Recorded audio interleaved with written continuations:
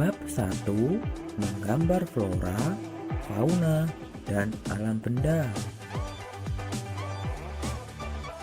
1. Pengertian menggambar. Gambar merupakan bahasa yang universal dan dikenal jauh sebelum manusia mengenal tulisan. Menggambar tidak hanya melibatkan aktivitas fisik semata, tetapi juga mental.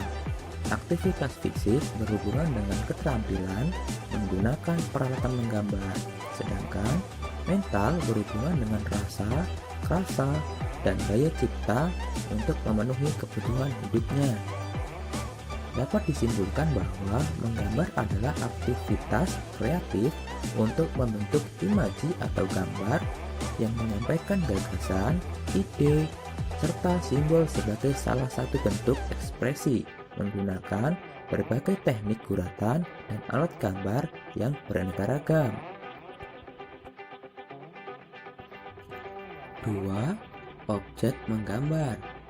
Menggambar tidak hanya mengandalkan imajinasi, tetapi juga terkadang memerlukan objek. Alam semesta merupakan objek yang tidak akan pernah habis untuk digambar. Kekayaan flora, fauna, dan alam benda merupakan sumber inspirasi dan eksplorasi dalam menggambar. Jadi, macam-macam objek menggambar yang dapat kita jadikan sebagai salah satu inspirasi dan eksplorasi adalah di antaranya flora, fauna, dan alam benda. Komposisi. Komposisi dalam menggambar dapat dibedakan dalam dua jenis, yaitu simetris dan asimetris. Komposisi simetris menunjukkan bahwa objek di bagian kanan bidang gambar sama atau mirip dengan objek di bagian kiri gambar. Komposisi asimetris menunjukkan bahwa objek di bagian kanan bidang gambar tidak sama atau tidak mirip dengan objek di bagian kiri bidang gambar. Penguasaan komposisi ini sangat penting sebelum melakukan aktivitas menggambar. Penguasaan ini akan membimbing dan mengarahkan susunan objek dalam menggambar. 4. Teknik menggambar. Proses menggambar sebenarnya dapat kami mulai dengan sangat sederhana dan mudah dilakukan. Biasakan sebelum menggambar untuk membuat sketsa terlebih dahulu agar gambar memiliki komposisi, proporsi, dan keseimbangan yang baik. Berikut langkah-langkah yang harus dilakukan dalam menggambar. 1. Mengetahui bentuk dasar dan objek yang akan digambar. 2. Mengetahui bagian-bagian dari objek gambar. 3. Menyusun atau menyambung bagian per bagian menjadi gambar yang utuh. 4. Memberikan dimensi gelap terang. 5. Memberikan kesan latar belakang. A. Teknik menggambar flora.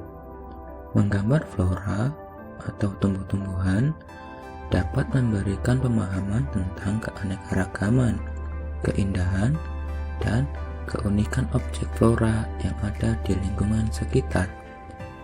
Bagian flora yang dapat dijadikan sebagai objek gambar, misalnya bentuk daun, bunga, dan buah. Bagian-bagian flora ini dapat digambar secara terpisah atau digabung menjadi satu rangkaian. Di bawah ini, tahap menggambar bunga kamboja. 1. Gambarlah bentuk lingkaran untuk pola bunga. 2. Gambar kelopak bunga sesuai dengan bentuk aslinya. 3. Berilah warna pada hasil gambar tersebut. B. Teknik menggambar fauna. Fauna atau hewan memiliki jenis yang berbeda-beda.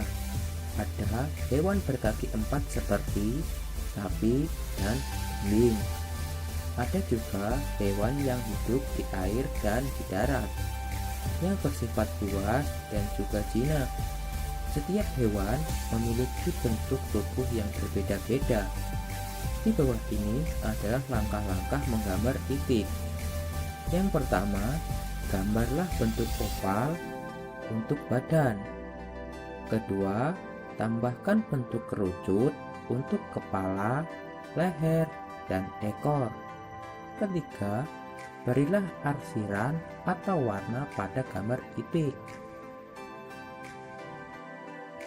C. Teknik menggambar alam benda. Menggambar alam benda disebut juga menggambar bentuk. Alam benda dapat terdiri atas benda buatan manusia dan benda yang sudah terbentuk oleh alam. Hal-hal yang perlu diperhatikan dalam menggambar alam benda adalah sebagai berikut. 1. Komposisi bentuk benda yang akan digambar. 2. Komposisi dalam meletakkan benda. 3. Cahaya yang menyinari objek gambar dan akan membentuk bayangan. 4. Menggunakan arsiran atau warna yang akan membentuk kesan bidang 3 dimensi. 5. Penggunaan latar belakang atau background.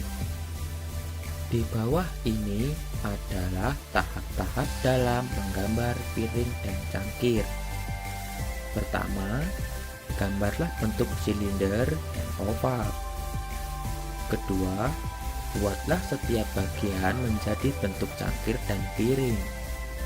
Ketiga, sempurnakan gambar dengan menggunakan arsiran atau warna.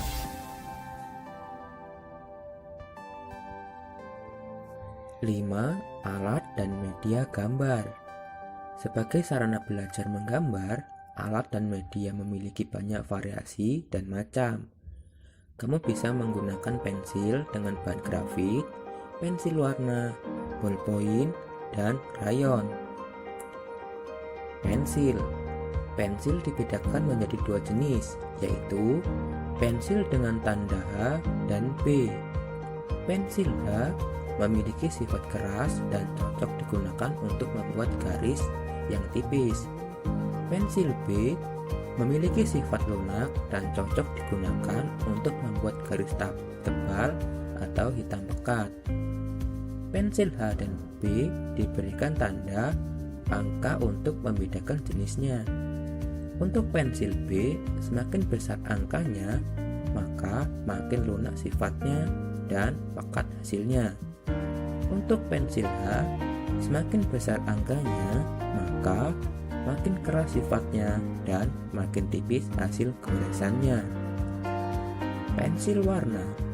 Pensil warna memiliki variasi warna yang banyak, menghasilkan warna lembut. Krayon. Bentuk krayon ada 2 jenis, yaitu pensil dan batangan. Kedua jenis bentuk krayon ada yang berbahan lunak dan ada yang berbahan keras. Pulpen atau ballpoint. Selain digunakan untuk menulis, ballpoint juga dapat digunakan untuk menggambar. Gambar yang dihasilkan memiliki karakter kuat dan umumnya berupa arsiran. Kertas gambar. Menggambar pada dasarnya membutuhkan kertas berwarna netral seperti putih, abu-abu, dan coklat, dan dapat menyerap atau mengikat bahan pewarna. Kertas gambar yang dapat digunakan dengan berbagai alat gambar, misalnya kertas pada larang. 6. Uji kompetensi. Pengetahuan. 1. Jelaskan apa yang dimaksud dengan komposisi pada seni rupa. 2. Mengapa komposisi penting dalam menggambar atau melukis. Keterampilan. 1. Buatlah gambar dengan 5 komposisi yang berbeda. Terima kasih telah menonton video ini sampai selesai. Semoga bermanfaat dan sampai berjumpa di video selanjutnya.